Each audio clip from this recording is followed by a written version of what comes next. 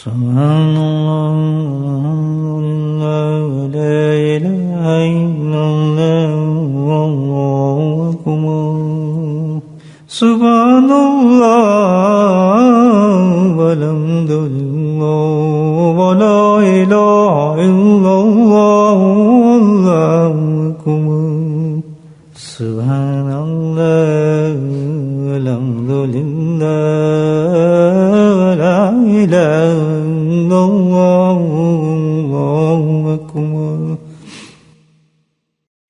نحمده ونصلي على رسوله الكريم أما بعد قال الله تعالى في القرآن المجيد فأعوذ بالله من الشيطان الرجيم بسم الله الرحمن الرحيم إن الله وملائكته يصلون على النبي يا أيها الذين آمنوا صلوا عليه وسلموا تسليما اللهم صل على سيدنا ومولانا محمد خاتم الجود والكرم اللهم صل على سيدنا ومولانا محمد وآله والقمر اللهم صل على سيدنا ومولانا محمد وآله وصحبه وذريته وأهل بيته أجمعين أما بعد قال الله تعالى في القرآن المجيد أعوذ بالله من الشيطان الرجيم بسم الله الرحمن الرحيم يا أيها الذين آمنوا كتب عليكم الصيام كما كتب على الذين من قبلكم لعلكم تتقون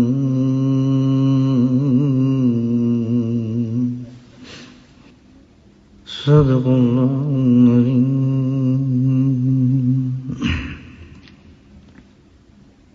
گناہ کی خرابی اس سے زیادہ کیا ہو سکتی ہے؟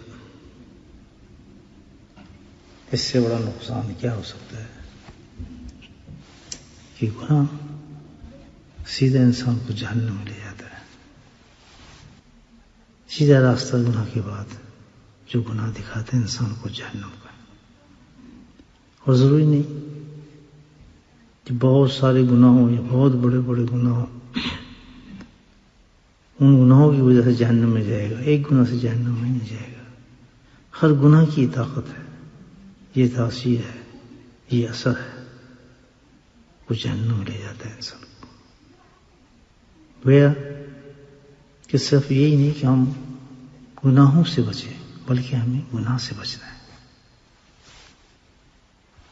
گناہ سے بچنا ہے.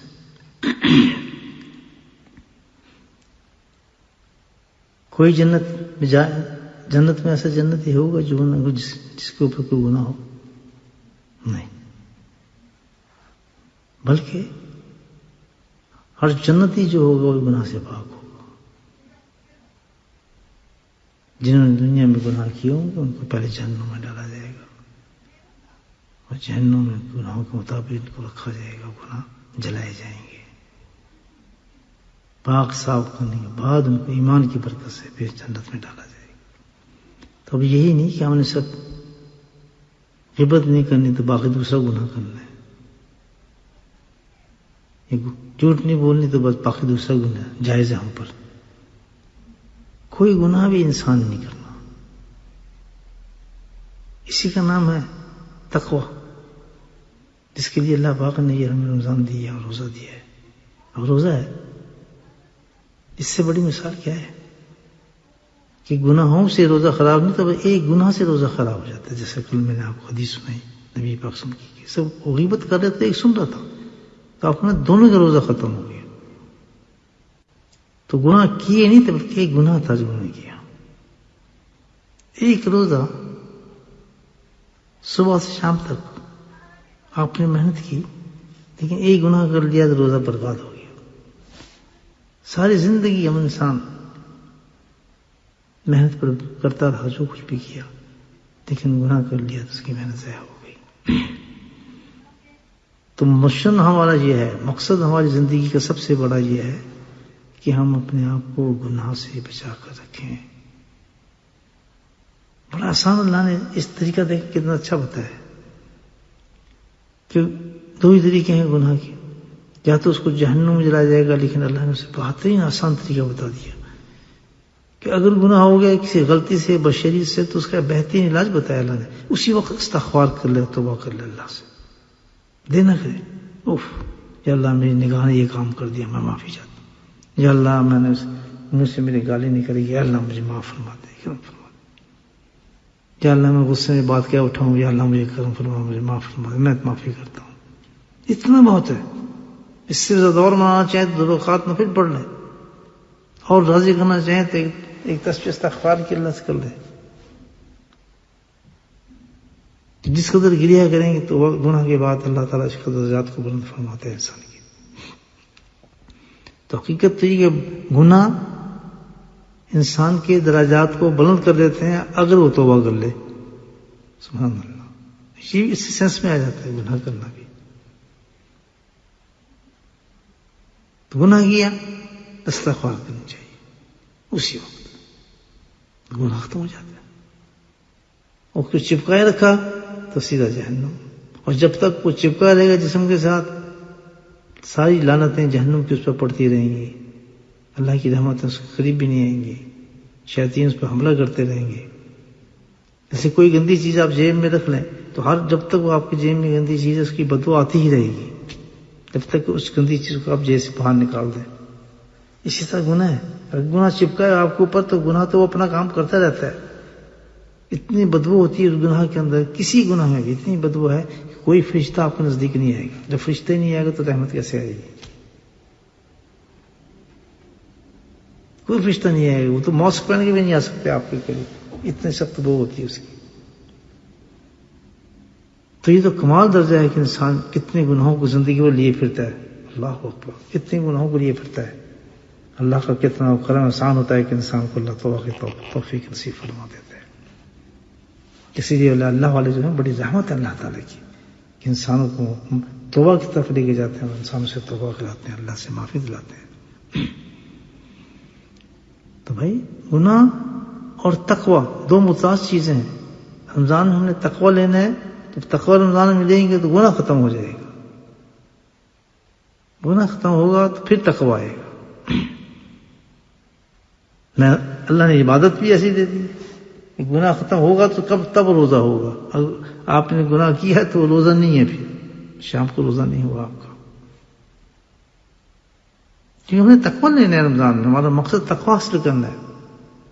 گناہ اتنی گندی چیز ہے، اتنی گندی چیز ہے، اتنی گندی چیز ہے. اللہ تعالیٰ نے پورا 1 مہینہ ہمیں اسی کام کے لیے دیا ہے کہ ہمیں پوری پریکٹس ہو جائے کہ ہم گناہ نہ کریں. جب گناہ نہیں کریں گے تو اس کا نام پھر تقوی ہو جائے گا، اس کو آپ متقی ہو جائیں گے. متقی لکھ دیا جائے گا ہماری اعمال نامے پر. تو یہ تو گناہ تو آدھا چھوٹا ہو، ڈاٹ کے برابر ہو، بہت زیادہ ہو، لیکن گناہ ہے. اس میں وہی خاصیت ہے، ہر چیز اسی طرح لے کے چاہتا ہے. اب گناہ کو ہو جانا بھئی، یہ تو ایسے ہی ہے کہ پیاس کا لگنا، بھوک کا لگنا، شہوات موجود ہیں، نفس موجود ہے، شیطان اندر گھسا ہوا ہے، تو گناہ تو ہوگا. گناہ تو ہوگا. بشریت کا تقاضا ہی انسان گناہ کر دیتا ہے. تو ہمیں یہ نہیں کہ گناہ نہیں ہو سکتا، گناہ تو ہو سکتا ہے. ہمارے اندر نفس شیطان بیٹھے ہیں تو گناہ کرائیں گے ہمارے سے. لیکن اس گناہ کو نہ ہونے کے لیے ایک طاقت کی ضرورت ہے کہ ہمارے پاس ایک ایسی طاقت ہو، اتنے مضبوط ہوں ہم کہ ہم گناہ کو سمجھ سکیں اور گناہ پہ فوراً کنٹرول کر لیں. وہ طاقت چاہیے اس کے لیے. اگر وہ طاقت کمزور ہے ہماری تو فوراً گناہ ہو جائے گا. اور طاقت ہمارے پاس زیادہ ہے تو گناہ نہیں ہوگا. طاقت اس کو گناہ کرنے نہیں دے گی ہم سے وہ طاقت. پاور کا ہمارے پاس موجود ہے، وہ طاقت اور عزم موجود ہے، تو پھر گناہ نہیں ہو سکتا. ہمیں چاہیے یہ کہ گناہ سے بچنا چاہتے ہیں تو اس طاقت کو مضبوط کرتے چلے جائیں.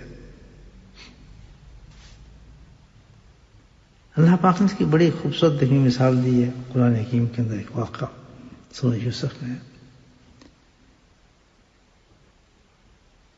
کہ کس مقام پر یہ حالات اللہ تعالیٰ نے بیان فرمایا حضرت یوسف السلام کے. وراودته التي هو في بيتها عن نفسه وغلت الابواب وقالت حيث لك.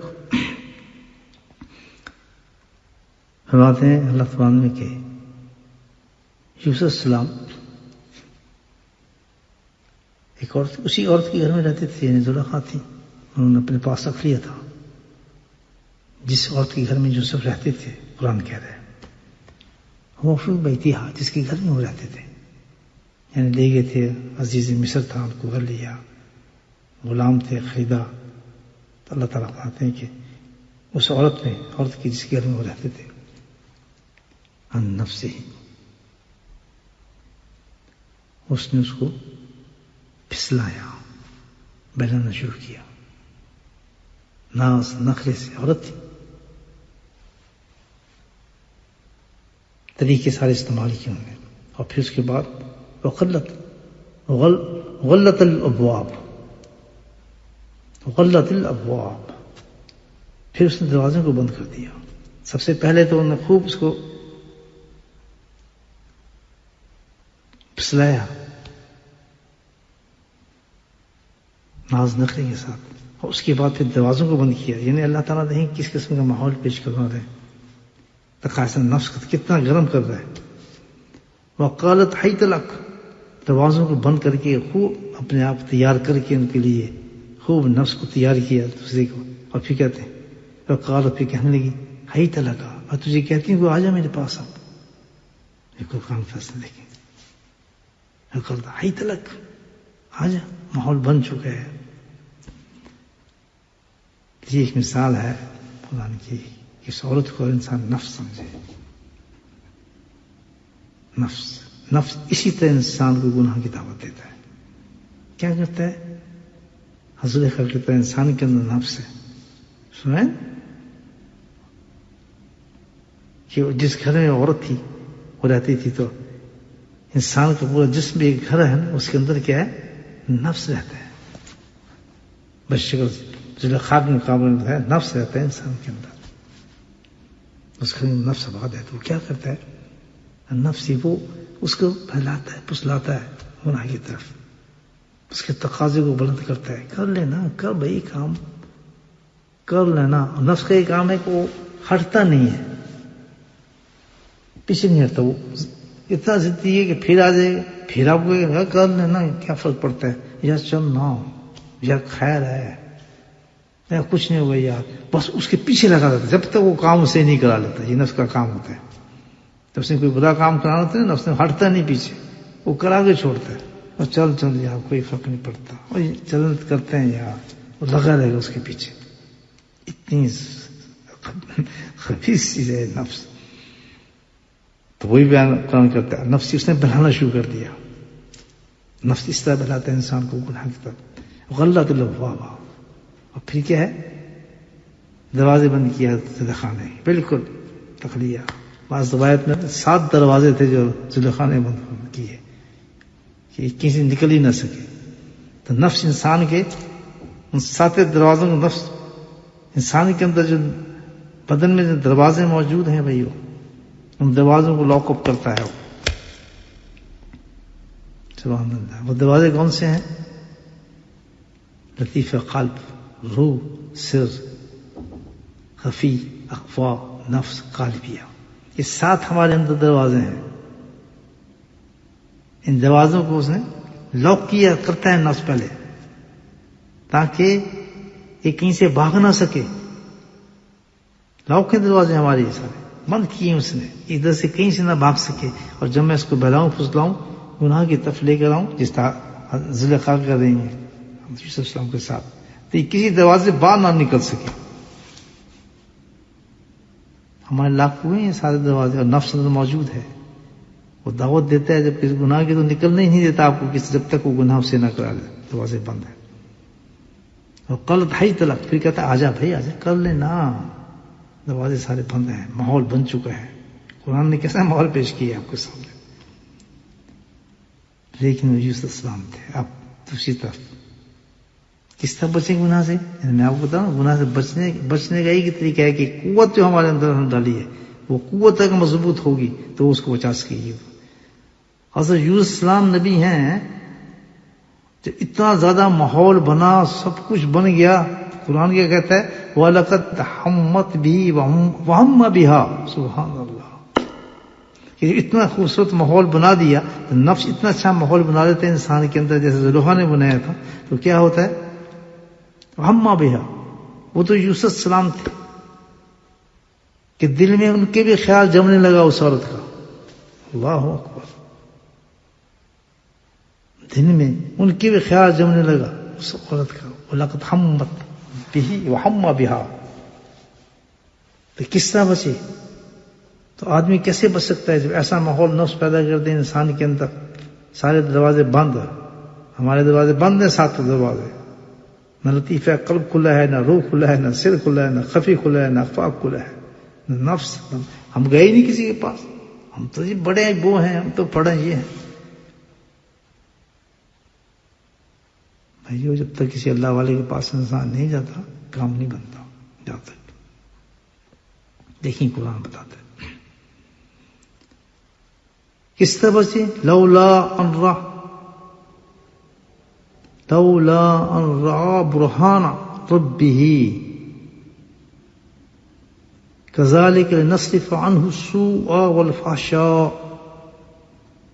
قرآن کہتا ہے کہ عجب نہ تھا کہ اور بھی زیادہ خیال ان کا جمتا،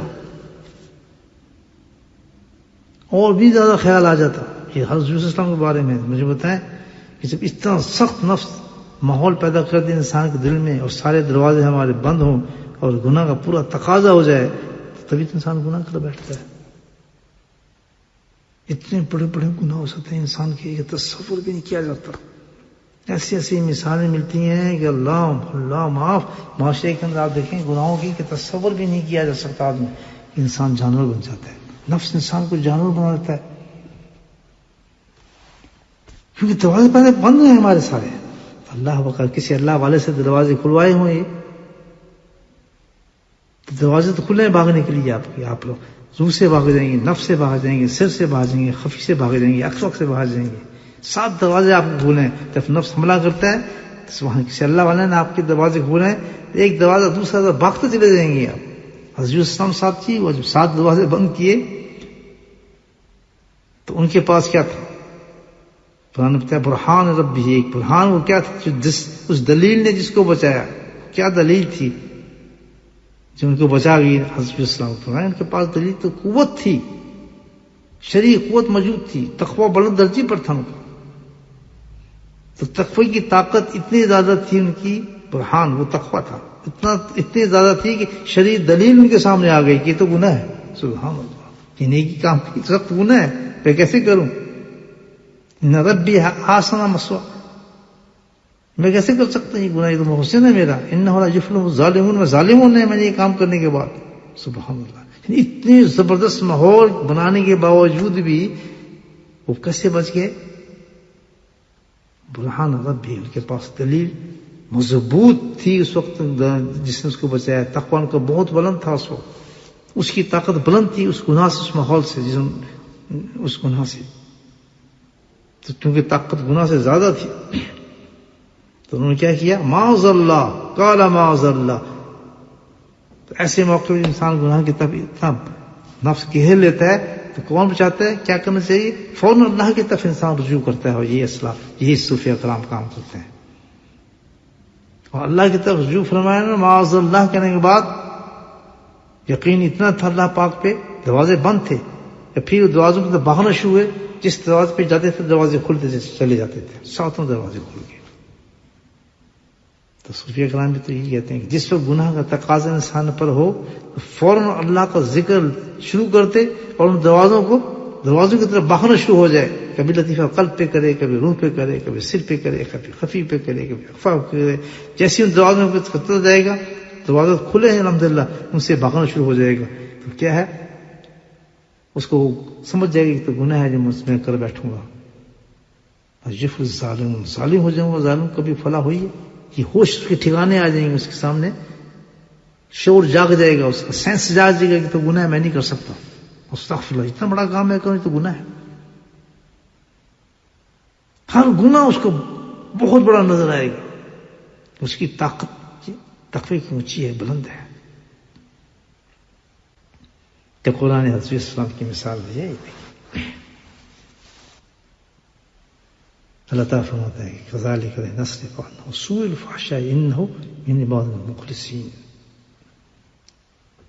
اپنے برگزیدہ بندوں کے ساتھ اللہ تعالیٰ یہی کام فرماتے ہیں کہ ان کو اس طاقت کے ذریعے جو اللہ نے دی ہے ان کے صغیرہ اور کبیرہ گناہوں کو دور رکھتے ہیں اللہ تعالیٰ ان سے. گناہ اور تقوی دو مزاج چیزیں ہیں، یاد رکھیں. تو گناہ سے بچنے کا طریقہ، تقوی آ نہیں سکتا جب تک انسان گناہ سے نہ بچے. گناہوں سے نہیں، گناہ سے بچے.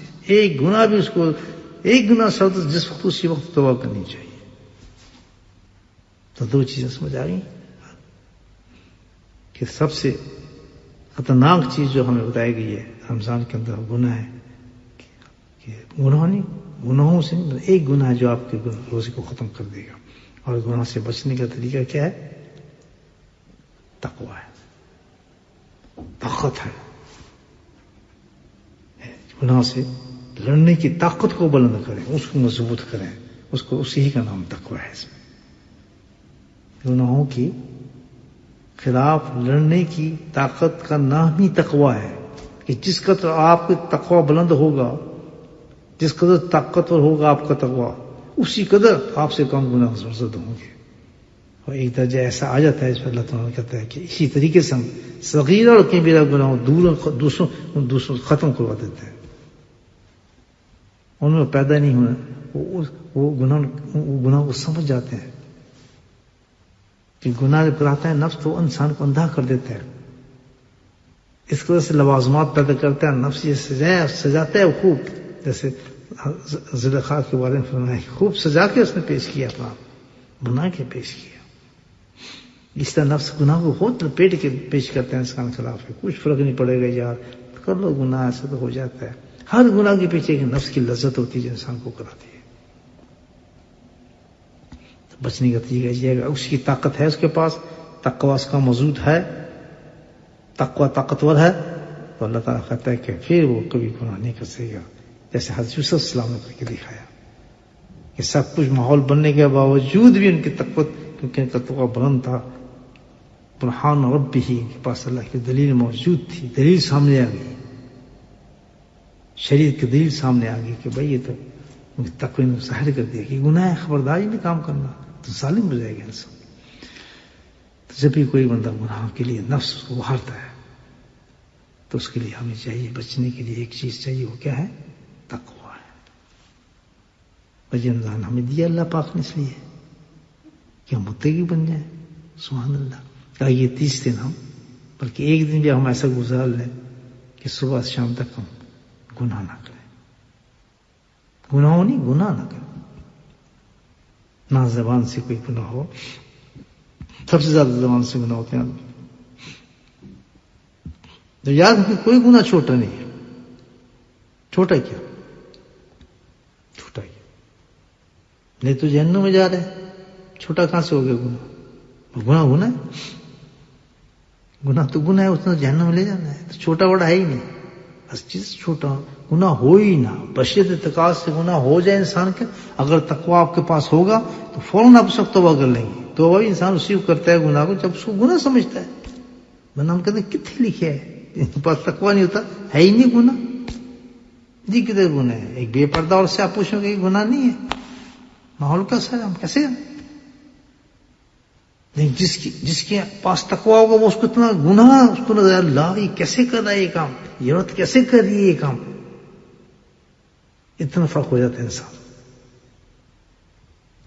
بغیر تقوی کے انسان اندھا ہو جاتا ہے، اندھا، نفس کا غلام ہو جاتا ہے، نفس کا پابند ہو جاتا ہے، نفس کو دھکیلتا ہے، دے جاتا ہے.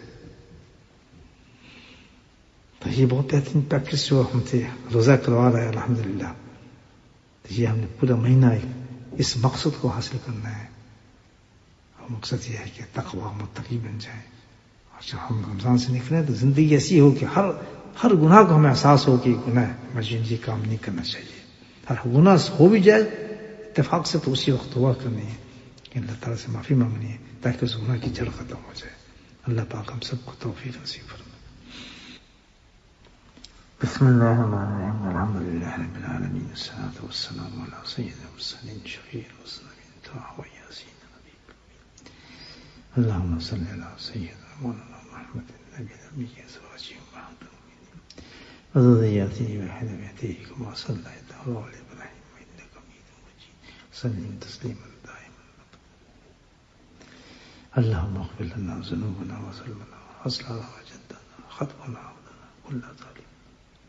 اللهم اغفر لنا ما قدمت وما اخرت وما اسررت وما اعلنت وما اسرفت وما انت اعلم به انت المقدم وانت المؤخر لا اله الا انت استغفر الله الذي لا اله الا هو الحي القيوم واتوب اليه. استغفر الله الذي لا اله الا هو الحي القيوم واتوب اليه. استغفر الله الذي لا اله الا هو الحي القيوم واتوب اليه. ربنا آتنا في الدنيا حسنة وفي الآخرة حسنة وقنا عذاب النار وقنا عذاب القبر وقنا عذاب قنا عذاب الميزان وادخلنا جنة مع الأبرار يا عزيز يا غفار يا ربنا يا أرحم الراحمين يا أكرم الأكرمين اپنے فضل و کرم سے ہمارے گناہوں کو معاف فرما دے یا اللہ. ہمارے گناہوں کو معاف فرما دے یا اللہ. ہماری توبہ قبول فرما دے یا اللہ. ہماری توبہ قبول فرما دے یا اللہ. دانشتہ غیر دانشتہ میرے مولا یا اللہ. جان بوجھ کے جو گناہ کیے وہ بھی میرے مولا، جو جان بوجھ کے کیے وہ بھی، جو نادانی میں گناہ ہوئے وہ بھی، جو یاد ہے وہ بھی میرے مولا، جو ہم بھول چکے ہیں وہ بھی یا کری یا میرے مولا. تمام گناہوں کو معاف فرما دے یا اللہ. ہمیں پاک و صاف کر دے یا اللہ. ہمارے گناہوں میں مغرب و مشرق کا فاصلہ کر دے میرے مولا یا اللہ. ہمارے وجود کو، ہمارے باطن کو ایسا دھو ڈال جیسے کہ میل کچور سے بھرا ہوا کپڑا دھل جاتے ہیں اور صاف شفاف ہو جاتے ہیں میرے مولا. ہمارے باطن کو صاف اور شفاف کر دے اے میرے مولا. ہمیں اس رمضان میں کامیابی نصیب فرما. یہ اللہ جس مقصد کے لیے تم نے رمضان دیا میرے مولا، وہ مقصد حاصل کرنے کی ہمیں توفیق نصیب فرما.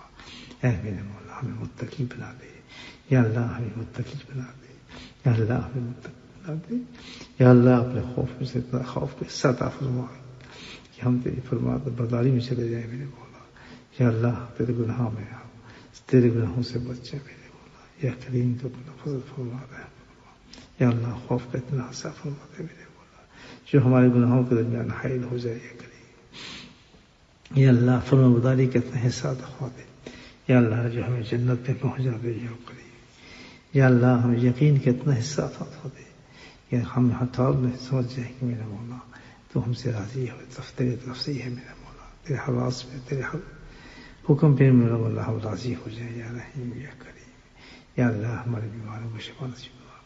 ہماری پریشانی میں دور فرما یا اللہ. ہماری مصیبتوں میں دور فرما.